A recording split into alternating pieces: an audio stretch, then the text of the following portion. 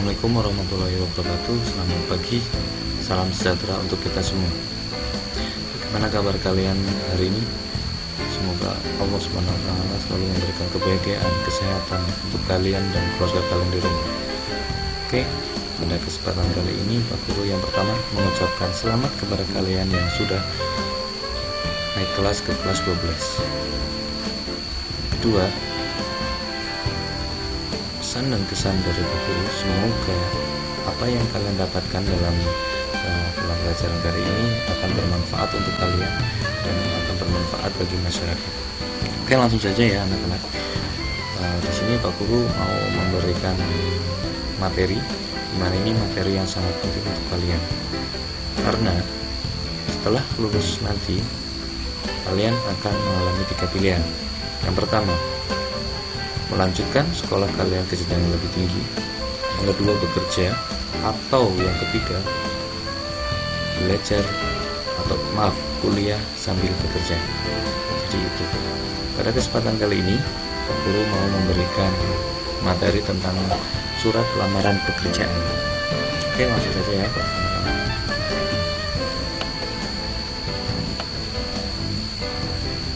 Jadi seperti yang dijelaskan tadi, bahwasanya kalian itu akan mengalami fase seperti ini. Yang pertama, kehidupan itu ya yang kalian alami saat ini. Walaupun musim pandemi seperti ini, kalian harus tetap belajar dengan semangat. Apapun masalah yang dia hadapi kalian, itu kalian harus tetap belajar. Banyak permasalahan yang sedang dialami oleh kalian, terutama pada pembelajaran online. Ada yang kurang kuota, terus bingung dalam menggunakan aplikasi, terus kuotanya cepat habis dan lain sebagainya.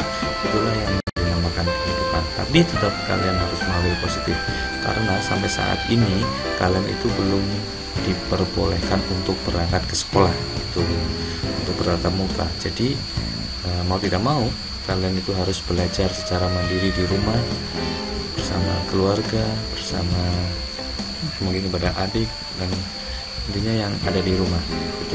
Karena pada hakikatnya belajar sepanjang hayat itu sudah menjadi kodrat manusia. Ada pahala di situ anak-anak. Oke, setelah itu kalian itu akan hidup bermasyarakat. Semoga kalian nantinya setelah lulus dari SMA Negeri 1 Kutasari, kalian akan menjadi manusia yang bermanfaat bagi masyarakat. Amin amin ya rabbal alamin. Oke, berhubung tadi kita membahas surat lamaran pekerjaan atau pelajaran pada hari ini, tentunya kalian nanti setelah lulus sekolah, baik sekolah perguruan tinggi maupun sekolah SMA, kalian akan menginginkan untuk bekerja. Namun tidak hanya bekerja, kalian itu harus memiliki skill. Apa itu skill? Kita bahas nanti. Kita bahas bersama-sama. Oke, lanjut. Ini adalah KD yang akan kalian pelajari. Ada 4 KD. Yang pertama adalah mengidentifikasi isi dan surat lamaran pekerjaan yang dibaca. Kemudian 4.1 menyajikan simpulan sistematika dan unsur-unsur isi surat lamaran baik secara lisan maupun tulis. Kemudian setelah KD 3.1 dan 4.1 selesai, kalian akan mengidentifikasi unsur kebahasaan surat lamaran pekerjaan. Dan yang terakhir 4.2 menyusun surat lamaran pekerjaan dengan memperhatikan isi, sistematika, dan juga bahasaan. Apa sih itu surat lamaran pekerjaan? Tenang anak-anakku, ini akan menjadi penting. Tolong diperhatikan baik-baik ya. Dan tolong juga dilihat sampai selesai ya, jangan hanya asal skip, karena ini sangat bermanfaat untuk kalian. Setelah kalian itu lulus atau kalian setelah kuliah nanti, kalian akan mengalami suatu fase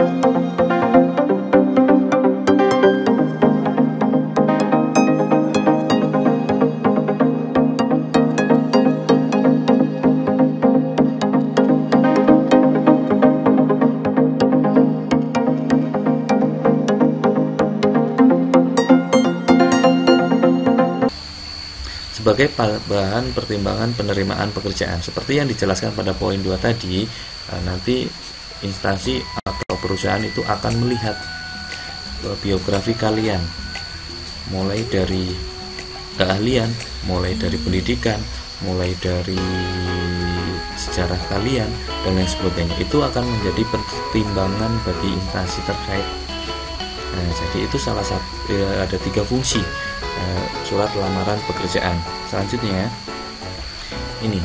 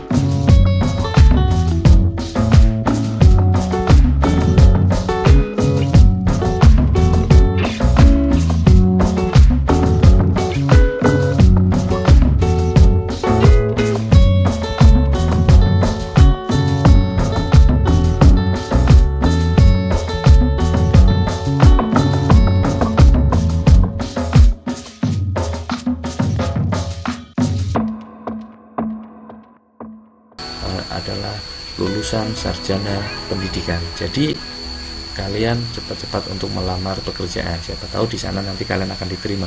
Seperti dulu Pak Guru, ketika ke SMA Negeri 1 Kutasari, Pak Guru pun melampirkan surat lamaran pekerjaan ke SMA Negeri 1 Kutasari. Oke, yang ketiga, surat lamaran berdasarkan inisiatif sendiri. Jadi ketika kalian sedang mencari pekerjaan, itu kalian menyerahkan surat lamaran pekerjaan, walaupun instansi tersebut itu tidak membutuhkan lowongan pekerjaan, tapi siapa tahu itu adalah rezeki kalian. Nah, jadi apa salahnya kita berusaha untuk melamar suatu pekerjaan? Itu mungkin sampai sini. Nah, ini dia yang perlu kalian cermati, karena surat lamaran pekerjaan itu akan mencerminkan karakter kalian. Itu.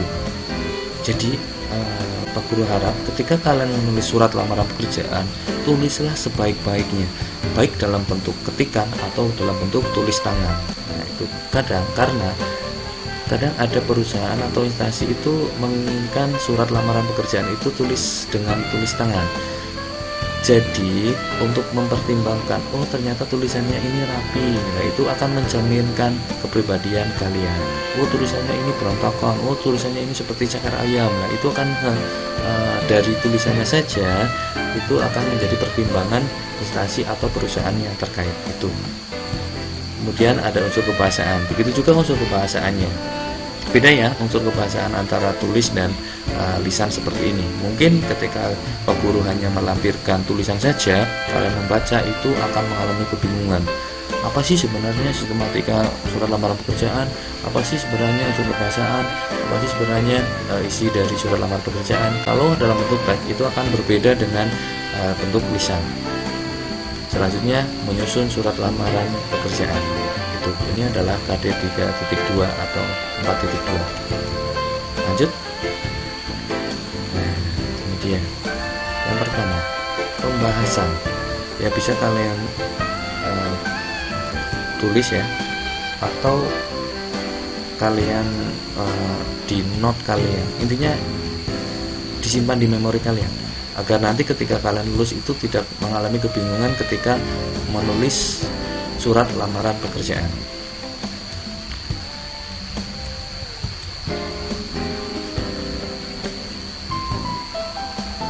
Ini tadi sudah dijelaskan. Nah, ini untuk tambahan ya, surat lamaran pekerjaan memiliki isi dan sistematika yang berbeda dengan jenis surat lainnya. Ya jelas, di sini nanti akan membedakan antara surat lamaran pekerjaan atau surat resmi dan lain sebagainya. Nanti kita akan bahas di pembahasan berikutnya. Isi surat meliputi bagian-bagian yang terdapat di dalam surat lamaran pekerjaan dan hal-hal yang harus ada di dalam surat lamaran pekerjaan. Ini menjadi suatu hal yang sangat penting, karena di dalam surat lamaran pekerjaan itu akan mengklasifikasi bagian-bagian yang dianggap penting bagi perusahaan atau instansi. Contohnya isinya, mulai dari pendidikan, keahlian, sertifikat-sertifikat yang kalian dapat, ijazah mungkin, dan lain sebagainya. Itu yang akan menjadi pertimbangan perusahaan menerima calon pekerja. Ya. Ini adalah sistematikanya, jadi ada 8. Ini tolong ya dicatat baik-baik dan didengarkan, mungkin direnungi ya, ditulis di tembok yang besar, di tembok kamar kalian. Mungkin tempat yang pertama, tempat dan tanggal pembuatan surat. Nah, di sini kalian harus jujur, tidak ada kebohongan. Ketika kalian berada di Purbalingga, tentunya tempat dan tanggal pembuatannya itu di Purbalingga, tanggal berapa kalian membuat dan sebagainya. Dan yang kedua, lampiran dan perihal ini akan menjadi pertimbangan juga, karena kalian itu harus melampirkan berapa dokumen-dokumen penting. Contohnya ijazah, KK, KTP, dan lain sebagainya. Kemudian alamat suratnya, yang keempat salam pembuka, yang kelima alinea pembuka, ini sebagai pengantar nantinya. Assalamualaikum warahmatullahi wabarakatuh, dengan hormat, dan lain sebagainya. Itu yang keenam, isi. Nah, ini isi yang membedakan antara surat lamaran pekerjaan dengan surat-surat yang lainnya. Penutup, penutup dan tanda tangan dan nama terang itu nama kalian ya, nama orang lain yang dipakai, karena yang mendaftar adalah kalian. Dan untuk surat lamaran pekerjaan itu tidak bisa diwakili ya, harus yang menulis adalah kalian, itu wajib hukumnya. Itu tadi kan Pak Guru sudah menjelaskan bahwasanya isi surat lamaran pekerjaan itu sebagai unsur yang sangat penting dalam penulisan surat lamaran pekerjaan. Yang pertama ada unsur nama, yang kedua tempat dan tanggal lahir, yang ketiga pendidikan kalian. Nah, ini yang sangat vital. Mungkin setelah pendidikan itu adalah keahlian kalian. Ketika ada nanti setelah surat lamaran pekerjaan itu diserahkan kepada instansi akan melihat pendidikannya kalian, sekolahnya di mana, terus pendidikan terakhirnya apa, dan lain sebagainya. Mungkin setelah pendidikan itu akan dites keterampilan kalian. Dan yang keempat adalah alamat. Nah, ini lampiran-lampiran yang digunakan untuk menambah surat lamaran pekerjaan. Hal-hal yang penting dilampirkan antara lain, ini hanya contoh ya. Jadi nanti kalian lihat dulu lowongan pekerjaan, kemudian info-info apa saja yang perlu dilampirkan di situ. Karena kalian itu mendapatkan lowongan pekerjaan di media massa. Nah, biasanya di situ dicantumkan syarat-syarat yang harus dilampirkan. Nah, ini hanya sebagai contoh. Misalnya ada daftar riwayat hidup. Jadi kalian itu membuat daftar riwayat hidup terlebih dahulu. Kemudian fotokopi ijazah terakhir, sertifikat, surat keterangan catatan dari kepolisian. Nah, ini juga sering digunakan karena biasanya kalau sudah memiliki catatan hitam di kepolisian itu sangat sulit untuk masuk ke instansi atau ke perusahaan-perusahaan yang kalian lamar ya. Jadi tolong kepada kalian kelas 12 untuk berhati-hati dalam berkehidupan. Jangan sampai kalian itu menerima kasus atau menjadi terdakwa di kepolisian. Itu akan menjadi catatan dan selamanya itu akan menghancurkan masa depan kalian. Karena di sini kebanyakan instansi atau perusahaan itu akan meminta surat keterangan catatan kepolisian. Jika kalian baik-baik saja, insya Allah aman. Tuh, kemudian pas foto. Di sini kadang-kadang instansi lembaga juga meminta persyaratan lain seperti surat keterangan pengalaman kerja, surat keterangan berbadan sehat, dan surat izin orang tua, dan surat-surat yang lainnya. Nah, itu tergantung syarat-syarat yang dilampirkan ketika kalian itu menerima informasi lowongan pekerjaan. Oke, selanjutnya pembahasan berikut disajikan contoh analisis isi dan sistematika surat lamaran pekerjaan. Kalian rindukan kejadian-kejadian atau kumpul-kumpul bareng seperti ini ya. Tolong bersabar dan kita berdoa bersama-sama semoga pandemi ini cepat berakhir sehingga kalian itu bisa masuk ke sekolah dan bertemu dengan teman-teman, terus kumpul dengan teman-teman, terus bertemu dengan guru-guru, bertemu dengan kantin mungkin. Jangan lupa ya hutangnya dilunasi dulu sama kantin. Itu. Jadi ya ini dia contohnya seperti ini. Nah, Pak Guru sengaja ambil dari sumbernya internet ya. Ini adalah contoh surat lamaran pekerjaan. Nah, kalian ketika tadi menulis sistematikanya, kalian bisa menganalisisnya sendiri. Gampang. Ini tempat dan tanggal kalian itu membuat surat. Kemudian ada hal, ini ada pembuka dan ini adalah isinya, dan kemudian ada penutup dan ini tanda tangan. Nah, di sini mungkin riwayat hidup kalian itu ini terpisah, jadi nanti ada lampiran tersendiri. Jadi itu. Lanjut. Nah, ini hasil identifikasinya ya, karena nah ini tempat dan tanggal lahir dan tanggal pembuatan surat. Ada Medan. Kemudian 2 lampiran dan hal. Lampiran pekerjaan, lamaran, halnya lamaran pekerjaan ya. Jangan lupa ya, ini juga dicatat. Jadi ketika kalian membuat surat itu sebenarnya mau ngapain? Mau melamar kerja atau hanya surat biasa saja? Kemudian alamat surat ditujukan kepada siapa? Itu salam pembukanya dengan hormat. Kemudian ada alinea pembuka, dengan ini saya membuat permohonan lamaran pekerjaan untuk menjadi guru honorer. Ini contoh ketika ada suatu lowongan di media massa atau dari teman atau dari radio terkait lowongan pekerjaan guru honorer.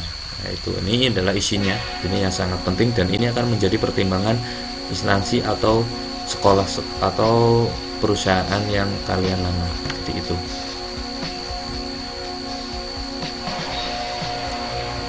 Oke, unsur kebahasaan ini dilanjut pada video yang kedua ya. Video yang kedua nanti kita akan membahas unsur kebahasaan. Insya Allah sedikit karena ya memang sedikit karena itu. Namun namunnya akan dibahas juga nanti. Ini dia menyusun surat lamaran pekerjaan. Ini juga nanti di 3.2 ya, nanti kita akan bahas bersama-sama. Terima kasih. Jadi untuk tugasnya kalian itu mencari lowongan pekerjaan. Setelah mencari lowongan pekerjaan, kalian buat surat lamaran pekerjaan. Itu tugas yang pertama, 3.1. Setelah dibuat, kalian identifikasi secara mandiri, coret-coret atau di apa sajalah.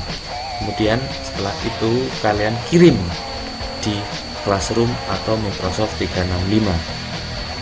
tentunya kalian sudah masuk ke kelas bahasa Indonesia kelas 12.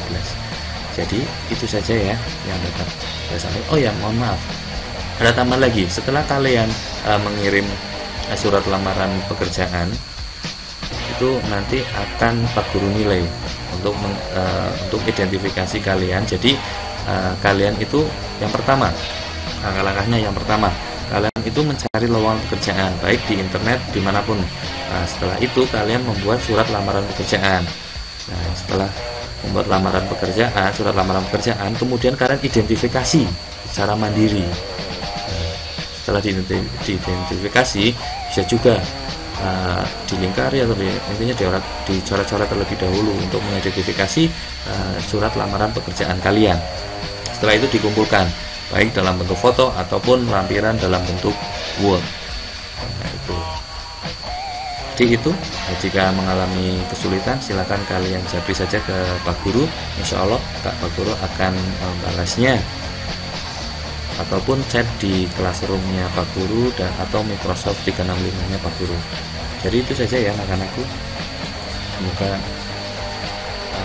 kalian menjadi anak yang berguna bagi nusa dan bangsa dan mampu membahagiakan kedua orang tua dan bermanfaat untuk masyarakat.